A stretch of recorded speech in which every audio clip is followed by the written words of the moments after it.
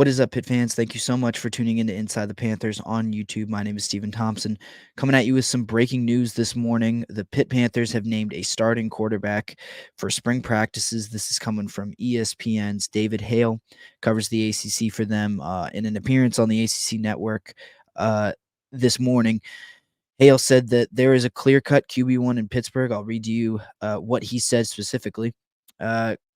Open quote, the other really interesting thing to me is Pat Narduzzi said, we're going into the spring with Nate Yarnell as our clear cut number one on the quarterback depth chart. It's his job to lose. They brought in Eli Holstein from Alabama. They still have Christian Veyer on the roster. They've got some depth at the position. He still sounds very bought in on Nate Yarnell and what the rest of the team thinks of Nate Yarnell, too. So some enthusiasm in Pittsburgh about offense at the very least. This is really interesting to me, just for no other reason than this isn't something that Pat Narduzzi does, anoint a starter before spring ball has even started, much less training camp in August or even the regular season. Usually he takes these things right down to the wire. I mean, last year, even when, the world knew that Phil Jurkovec was the starting quarterback going into week one against Wofford, Pat Narduzzi waited until a few weeks into spring ball. And then even when we, came back to the topic with him during training camp, he was like, oh, I said Phil Jurkovec was the starting quarterback. I don't remember ever saying that. He definitely did, and just wanted to kind of keep it under wraps a little bit longer.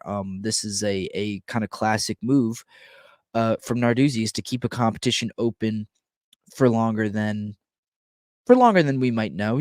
Official in name or in word. He kind of keeps the competition open for longer than he might in practice. I mean, he took the Slovis Patty competition right down to the wire, only naming a starter with about a week or 2 weeks before the start of the regular season in 2022, if I remember correctly. And before that, it was mostly Kenny Pickett. But he's showing a lot of confidence in Nate Yarnell here. And in my opinion, there's little reason to. I mean, I thought there would be a competition well through August, right up to the end of training camp, excuse me. But I mean, Nate Yarnell has, among the players with experience in that room on the roster, he's been the best. I mean, it's between him and Christian Veyer, you had to assume. And Yarnell was the better player of the two last season. I mean, you look at his stats, and he was the most efficient, albeit in limited action, albeit against some worse competition than Veyer had to face. But he completed about 2/3 of his passes, threw for 595 yards, 4 touchdowns, 1 interception in 2 starts, 3 total appearances. Just every time I think Nate Yarnell takes the field, he shows a level of care with the football, doesn't turn it over, makes smart decisions. He's athletic. He can run a little bit, added a rushing touchdown last season, I think in the Duke game. Actually, no, might have been in the Boston College game. I do remember him using his legs a ton in that Boston College game, a win for the Panthers. And that's the other thing. I mean, the Panthers, understanding the level of competition, he didn't have to face Louisville. He didn't have to face Notre Dame or Florida State last year. But the Panthers are 3-1 when he starts. It might be that simple. The Panthers feel like he is, if not spectacular. I mean, he is young. He hasn't had a ton of starting experience.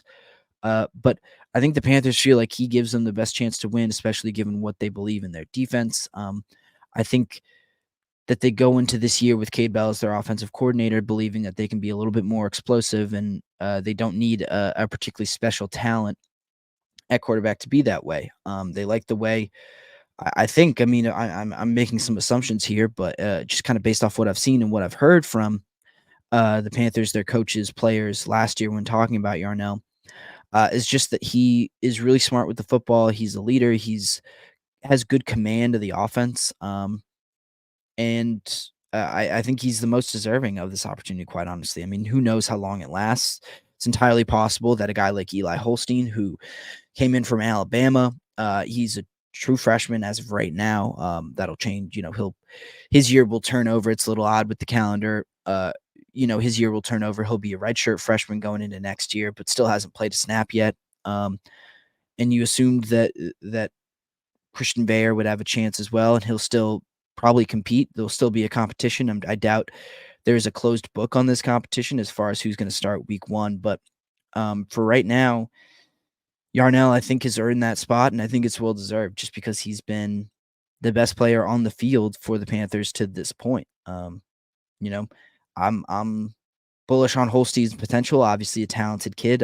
If you look at the recruiting profile where he came from, that's pretty obvious. I think the same thing is true for Veyer, even if it's been kind of a mixed bag on the field for him. But of all of these guys, Yarnell is not only the most experienced. Well, he is in that tier of most experienced while also delivering the best results. So in that sense, it's not really a surprise. It's not a surprise that he came out on top in this decision. I think it's more of a surprise in terms of the timing. Um, and I mean, like I said, the results are the results, and that's I think who the Panthers are sticking with, and that's why they're sticking with Yarnell. And I think this just adds some certainty for them. It's a year where there isn't going to be a ton of certainty for the Panthers, at least on offense, coming into the season with a new offensive coordinator, some new receivers, a new running back. They return a lot of starters, but I mean, look, it's a lot of starters from a team that went 3-9 last year that didn't have a super successful offense. So you don't entirely know what you're getting out of this team just yet. But I think Yarnell gives you some certainty just because he's a guy who's been in the system for 3 years. He is a guy who has worked his way up the depth chart. He's a guy who is, like I said, safe with the ball, makes good decisions. In very stark contrast to I think Jerkovic and Veyer last year, he is not. I wouldn't call him a gunslinger. I think he is a little bit more conservative. I think he has a strong arm, but just doesn't feel compelled to unleash it all of the time. And I think that's also something that gives Narduzzi, at least Pat Narduzzi, if not Cade Bell as well, who I assume was also involved in this decision. He must have been. I think that gives him some certainty that he will be able to execute in a system that the Panthers, I think, believe will get tons of guys open. And I think they're just counting on their quarterback to execute and make some smart reads with the football. And I think that's what Yarnell will deliver for them. So I think the biggest things are the certainty. This is more of a sure thing with Yarnell under center than any of these other guys I feel like on the roster. And it gives them a sense of direction. I think going into spring ball, a sense of belief that, okay, we know what we're doing. We're confident in what we're doing, and this is going to be our guy that we're going to ride with through the summer and into the spring, through the summer, and then into the fall, as the Panthers try to rebound from a 3-9 season in which, like I said, the offense was really to blame. So it's a big decision. It's a critical decision, and it's one that the Panthers are making quickly and that they seem very certain of. So it'll be interesting to see how this unfolds and how this leads into training camp. But we still got spring ball to go to and go through, and I assume that there will be some ebbs and flows to this. I doubt that we go through all of spring ball saying, "Yep, Nate Yarnell is the clear-cut guy." That there's no kind of incursion on his position as the starting quarterback for right now, as QB1 for right now. I think Panthers do have some talent on that roster, if some inexperience, and that will. I think Narduzzi is going to allow Yarnell to get pushed a little bit. He's the starting quarterback for now, but he's going to get pushed. He's going to get challenged, and I don't know if anything's certain at this point as far as who's going to start week 1 and who's going to be the starter by the end of the season. I think that's the other thing. I think just because we anoint Yarnell the starter right now doesn't mean that we'll ride through all of the regular season with the same guy. So we'll see how it unfolds. But for now, the Panthers are sure of who their number 1 guy is, and it's Nate Yarnell. Appreciate you all tuning in to Inside the Panthers on YouTube to catch some breaking news with me and talk about it a little bit. Make sure to subscribe to this video on YouTube, like the video. That's youtube.com/@InsideThePanthers, and follow all our reporting at InsideThePanthers.com. Appreciate you all tuning in, like I said, and I'll see you next time.